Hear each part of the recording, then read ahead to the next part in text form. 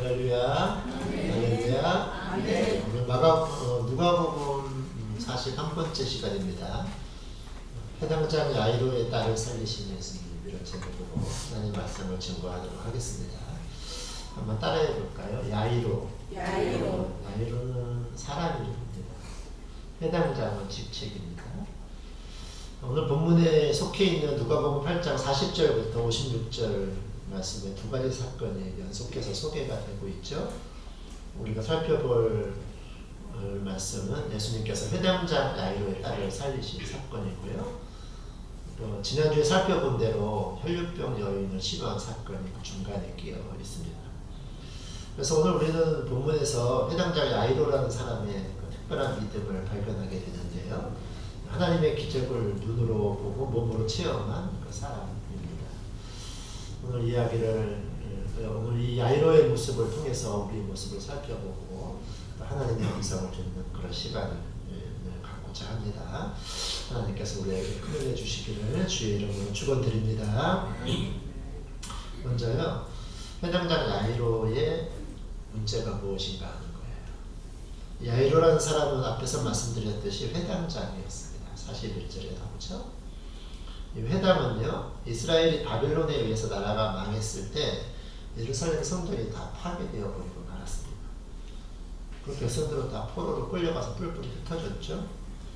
그때부터 이 흩어진 유대인들이 예루살렘 성전에 와서 예배드리기가 불가능해진 겁니다. 그래서 자신들이 살고 있는 지역에 작은 회당을 지어놓고 거기서 예배를 드리게 되었습니다. 그렇기 때문에 예루살렘에서 멀리 떨어진 지방에는 다 회당이 생겨났습니다. 이 회당은 성전의 기능뿐 아니라 유대인의 교육기관으로서도 그 기능을 수행했습니다. 이 회당은 8명의 장로로 이루어졌는데요. 지금으로 말하면 이사회 같은 겁니다. 그 가운데 한 명이 회당장이 되어서 회당장 역할을 했습니다.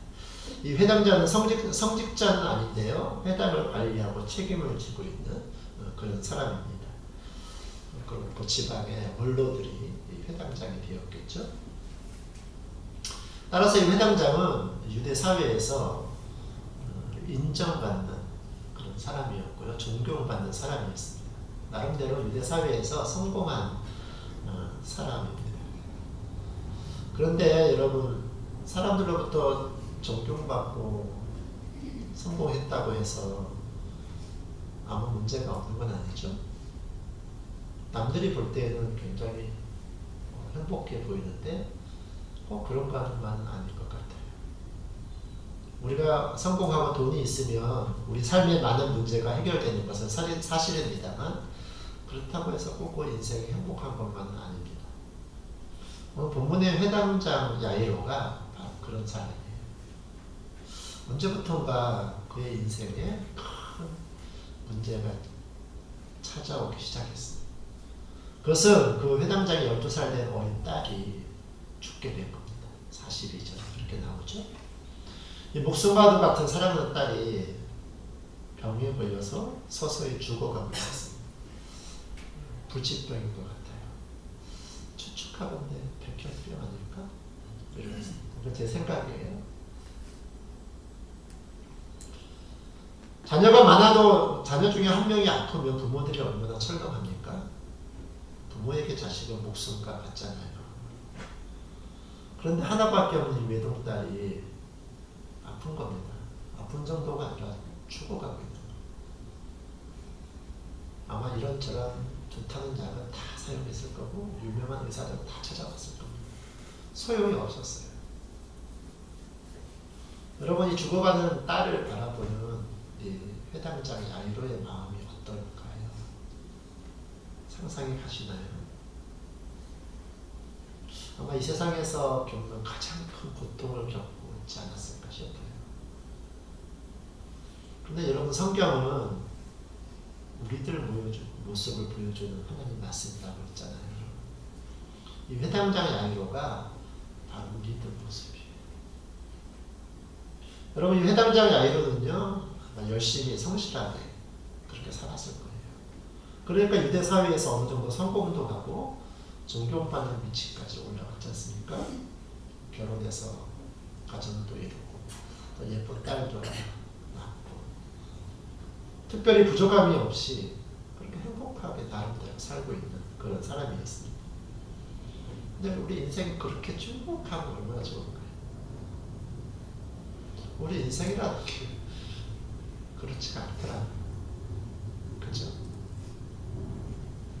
우리 인생에는 왜 이렇게 예기치 못한 많은 문제들이 어려움들이 자꾸 생겨나는지 모르겠어요.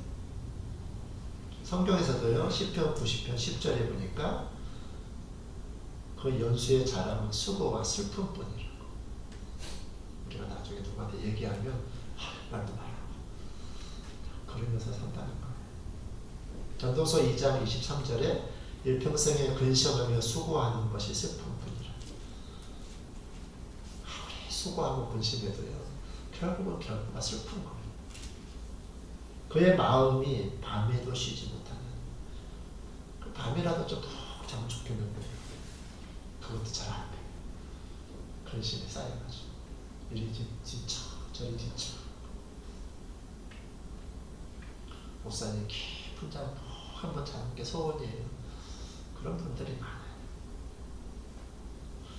안 그랬으면 좋겠는데요. 어떤 때는 하나님이 나에게 가장 아픈 문제나 가장 귀한 것을 건드리는 것 같아요. 아브라함한테는 100세의 아들 바치라고 그랬죠. 모세는 자기가 섬기려고 했던 그 백성들보다 배신당해요. 여러분 그런데요. 하나님은 우리를 괴롭히시는 분이 아니에요. 에레미야 애가 3장 33절에 보니까요. 주께서 인생으로 고생하게 하시며 근심하게 하시면 본심이 아니시로다. 신이 있다고 나한테 이럴 수가 있어요? 많이 힘들면 그래요. 하나님은 우리가 고생하고 근심하는 거 원치 않으세요. 얼마나 우리 사랑하시는데. 하나님이 원하시는 것이 무엇이에요? 요한복음 16장 33절에 보니까요. 너희로 내 안에서 평안을 누리게 하려 함이라. 고린도후서 8장 9절에 보니까요. 그의 가난함으로 말미암아 너희를 부유하게 하려 하심이라. 그렇게 말씀하죠. 하나님은 우리가 평안함 속에서 참된 부유를 가지고 다 부자 된다는 말씀보다는요. 그렇게 살기를 원하세요. 그게 하나님 마음이에요. 그런데 우리 앞에 수많은 문제들이 닥치는 거예요. 그렇다면 우리가 이 문제를 어떻게 바라봐야 될까요? 그게 두 번째 다루고자 하는 이야기입니다. 여러분 인생에 예기치 못한 큰 문제들이 생겼을 때 어떻게 하시나요? 다 우시나요? 술 찌끔 먹고 막 그러시나요? 오늘 본문의 회당장 야이로가 이 문제를 어떻게 해결하는지 살펴보면요. 첫 번째는요. 예수님 앞에 나와요. 41절인데요. 회당장 야이로는 자신의 문제를 가지고 몸소 예수님을 찾아 나갔습니다. 그리고는 예수님 앞으로 나와서 필사적으로 예수님의 도움을 구합니다. 41절 같이 한번 읽어보겠습니다. 시작. 이에 회당장인 야이로라는 사람이 와서 예수의 발 아래에 엎드려 자기 집에 오시기를 갑니다. 여러분 이거 쉽지 않아요. 문제 생기면 사람들이 예수님 앞에 안 와요. 목사님 좀 쉬었다 갈게요. 그래. 힘드니까. 마가복음 5장 22절 23절에는요. 예수님 보고 발 아래 엎드려 간곡히 구했다. 이렇게 표현해요. 간구하다, 간곡히 구하다는 말은 간절히 비린다. 그런 뜻이에요. 앞에서 말씀드렸듯이요. 회당장은 그 지역 백성의 종교 지도자고 교육가고 지방의 원로였습니다. 그 지역의 지배 계급에 속한 사람이었어요. 이런 사람들은요. 자존심도 있고요. 체면이 대단해요. 누구한테 가가지고 머리 숙이고 그런 거 잘 안 합니다. 더군다나 이때는 예수님이 별로 평판이 좋지가 않아요. 예수님이 안식일에 자꾸 병자들을 고쳐주시니까 그 문제 때문에 유대인들에게 미움을 사고 종교 지도자들이 심지어 예수님을 죽이려고 모의하는 그런 때예요. 그렇기 때문에 회당장에게 예수님은 거룩하고 부담스러운 존재였어요. 이런 분위기인데 회당장인 야이로가 공개적으로 예수님을 찾아가서 예수님 발 앞에 엎드려 간곡히 구했다는 것은 쉬운 일이 아니에요. 마태복음에는요. 엎드려 절했다 이렇게 말해요. 그런 성공한 사람들은요 고개 안 숙입니다. 웬만한 문제 가지고. 여러분 생각해 보십시오. 지금 백성들이 다 지켜보고 있는 가운데서 이 회당장 야이로가 예수님 앞에 머리를 조아렸습니다. 야이로 속사정을 모르는 사람들은 뒤에서 아마 우성우성 됐을 거예요. 피식 웃으면서 자존심도 없나? 꼭 저렇게까지 머리 숙여야 해? 다시 한번 부탁하는데요. 뒤에서 다른 사람 얘기하지 마셔요. 우리 그 사람 보는 건요 한 10%도 안 돼. 진짜 모습. 우리가 보는 게 그 사람 진짜 모습이 아니에요. 누가 이 야이로의 마음을 알겠어요? 그런데 야이로는 사람들의 이런 말 시선 아랑곳하지 않았습니다. 기꺼이 주님 앞에 가서 무릎 꿇습니다. 자존심 다 버린 거예요. 자존심 그런 거 중요하지 않아요. 야이로한테. 왜요? 사랑하는 딸이죠. 그게 사랑이거든요. 사랑하는 사람을 위해서 뭐든지 할 수 있어요. 그런데 여러분 우리가 당하는 인생의 이런 문제들은요 하나님이 우리 부르시는 하나님의 사랑의 손길이라고 말씀하시죠.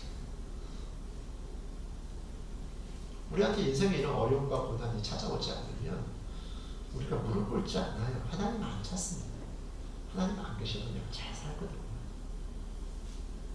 나름대로 뭐 성실히 열심히 살잖아요.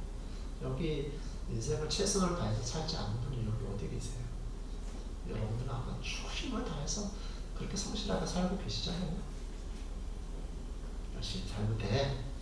그럽니다. 그러니까요. 하나님 없어도 돼요. 열심히 해가지고 나름대로 뭐 머리도 좋고 똑똑하니까 이렇게 하면 이렇게 될 거예요.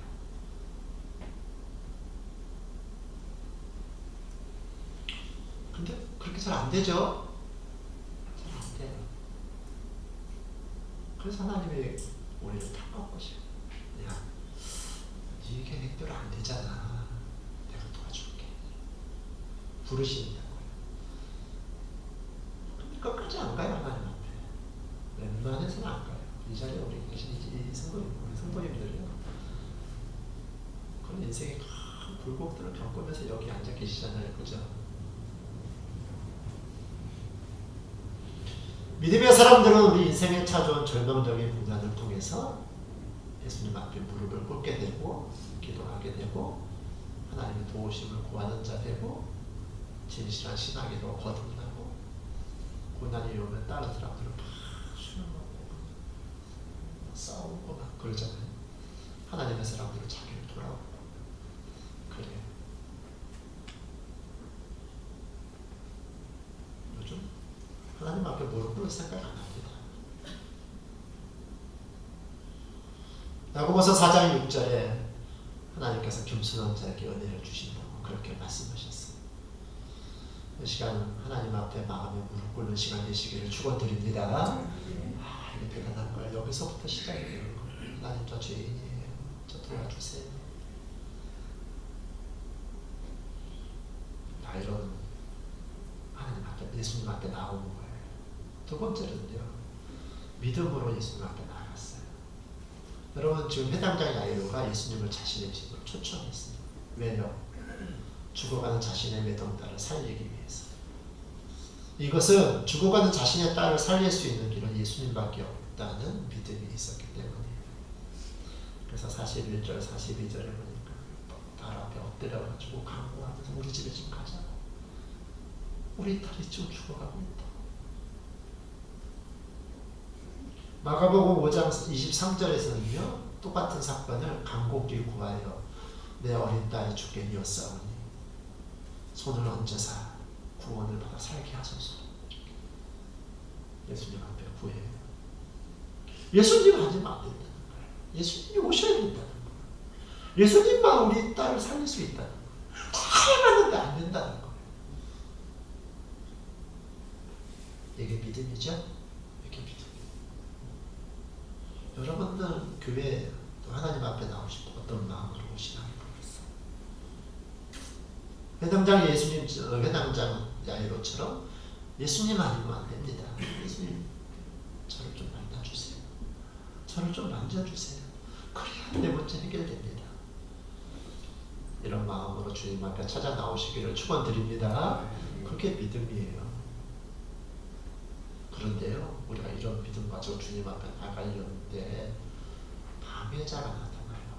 꼭 그래요. 예수님이 지금 회당장 야이로 집을 가고 있었거든요. 42절에. 근데 그 중간에 어떤 여자가 툭 끼어드는 거예요. 지난주 우리가 살펴봤죠? 누구예요? 43절, 44절. 12년 동안 아파가지고 계속 말라가지고 그런 여자가 막 예수님 모습을 이렇게 만지는 거예요. 여자 예수님 만지면 안 돼요. 껴들면 안 돼요. 여기 지금 자격도 없는 여자가 와가지고 예수님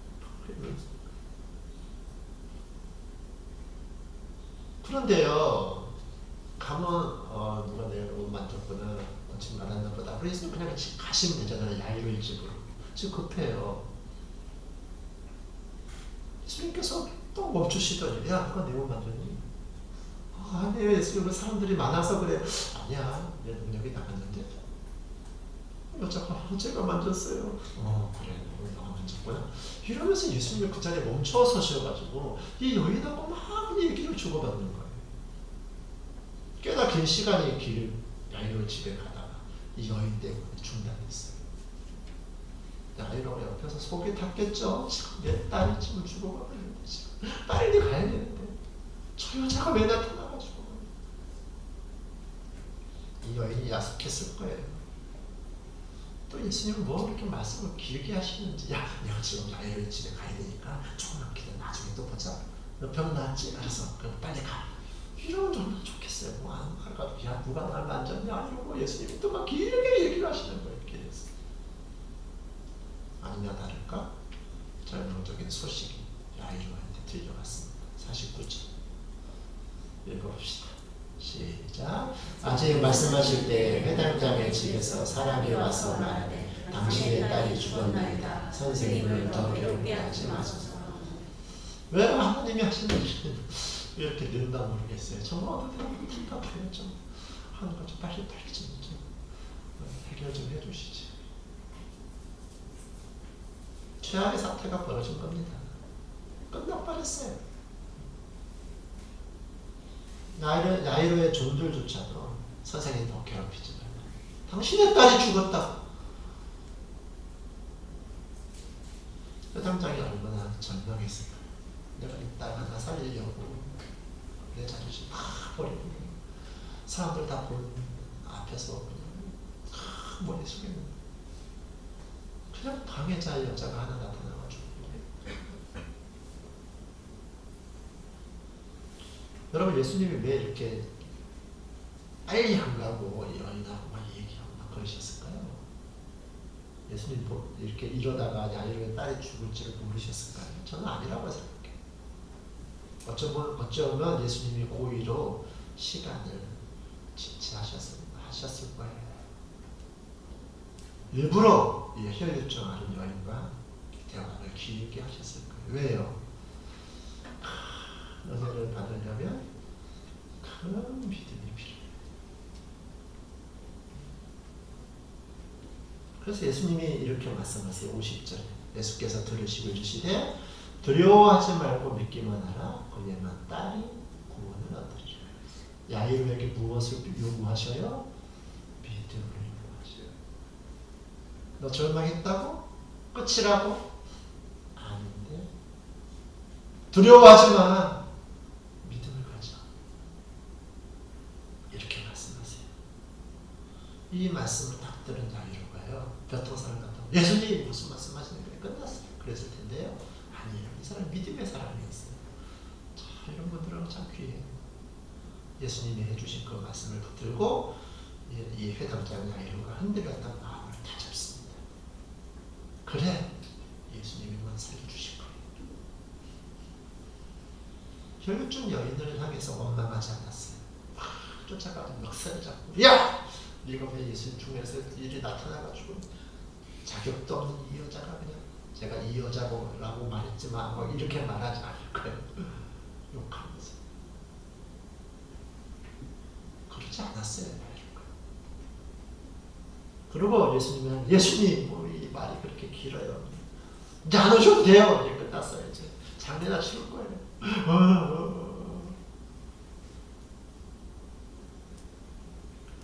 이렇게 안 한 거예요. 예수님이 하시는 대로 이끄시는 대로 알겠습니다. 따라가요. 처음엔 이 회당장이 아니라고 예수님한테 가서 예수님 우리 집에 오세요 하고 예수님을 끌고 갔잖아요. 근데 이때부터는 예수님이 이 야이로를 끌고 가요. 야, 너 내 말대로 해. 이걸 따라가.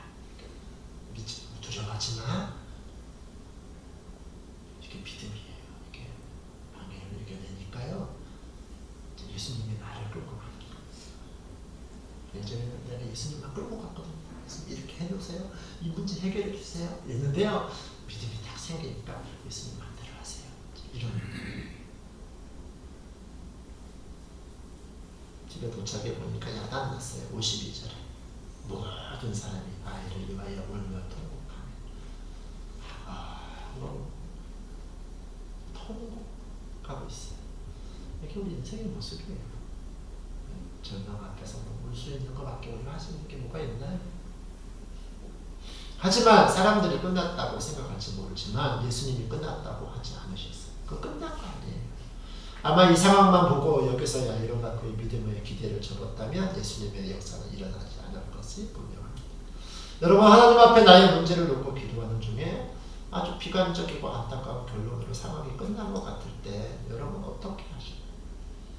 그때야말로 진짜 믿음이 필요한 거예요. 사람들이 안 된다고 할 때, 사람들이 너 망했다고 얘기할 때, 너 이제 가능성이 없다고 얘기할 때, 그때야말로 진짜 믿음이 필요한 거예요. 사람들이 된다고 하는 건 그냥 우리가 노력하면 되는 거예요. 그건 믿음의 행위가 아니에요. 절망하지 마십시오. 그때부터 믿음의 행위를 하셔야 돼요. 이때야말로 참 믿음의 모습이 필요합니다. 예수님이 끝났다고 하지 않으면 끝난 게 아니거든요. 여기서 멈춰서 원망 불평하면서 기도도 하지 않고 하나님을 의지하고 신뢰하는 모습도 끝내면 하나님의 역사도 일어나지 않습니다. 절망적인 상황에서도 두려워하지 말고 믿기만 하라는 우리 예수님의 말씀을 붙잡고 끝까지 나아가는 것이 믿음의 사람의 모습입니다. 절망하지 말고 포기하지 마십시오. 우리를 사랑하시는 주님이 계시잖아요. 이 믿음으로 승리하시기를 축원드립니다. 마지막 세 번째요. 어떻게 됐어요? 예수님께서 야이로를 딸 살려주세요. 사람들이 막 울면서 통곡하고 있는데 예수님이 들어가시거든요. 52절에 울지 마라. 이제 자고 있는 거야. 이렇게 말합니다. 사람들이 해요. 어떻게 된 거 아니야? 죽었는데 53절에 비웃죠? 자기의 지식 가지고 하나님이 하는 일을 어떻게 알겠어요? 여러분, 세상 사람들과 믿음이 없는 사람들은요, 하나님이 하시는 일과 그 말씀이 이해가 안 됩니다. 그래서 비웃어요. 주일날 늦게까지 쉬고 집에서 좀 그래야지 아침 일찍 일어나가지고 교회 가고 이해가 안 되는 거예요. 어떻게 하나님의 믿음 없이 하나님의 세계를 이해해요? 다른 사람 막 섬기고 있는데 그 사람이 높아지는 거예요. 야, 너 나한테 인사해? 그래야 내가 좀 올라가는 거 아니에요? 가서 막 이렇게 발 닦아주고 그게 높아지는 거예요. 야, 좀 나눠줘. 그래야 네가 풍성해진다? 이렇게 말씀하시는 거예요. 아, 어떻게든 저 사람 내 주머니에 넣어야 내가 부자 되는 거 아니에요?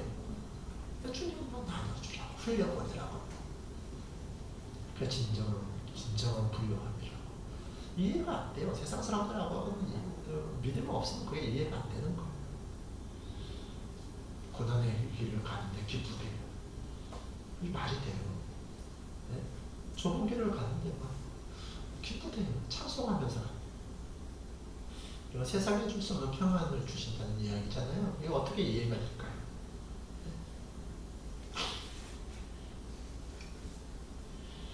예수님은 아이의 부모와 또 자기와 함께 한 몇몇 제자들을 데리고는요 아이 있는 곳을 들어가셨습니다. 그리고 그 아이의 손을 이렇게 잡으셨어요. 일으키셨어요. 뭐라고 부르셔요? 54절에 뭐라고 부르셔요? 아이야 일어나라. 마가복음에서는 달리다. 아람어인데 똑같은 말이에요. 이 말은요, 달리다봄이라는 이 말은 아이야 일어나라 이 말은요, 부모님들이 아이들의 늦잠을 깨울 때 쓰는 단어예요. 사람의 언어예요. 야, 너 안 일어나? 군대에서 고창에 쫓다고 깨우는 그런 단어가 아니에요.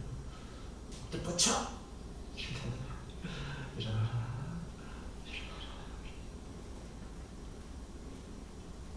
사람의 능력인 걸 아시죠? 사람의 언어가 사람을 살려. 그러니까 아이가 어떻게 일어났을까요? 이렇게 일어났을까요? 그래서 야, 너 것 좀 줘라. 사랑하는 성도 여러분, 이제 주님께서 말씀하시는 이 말씀을 우리가 들어야 합니다.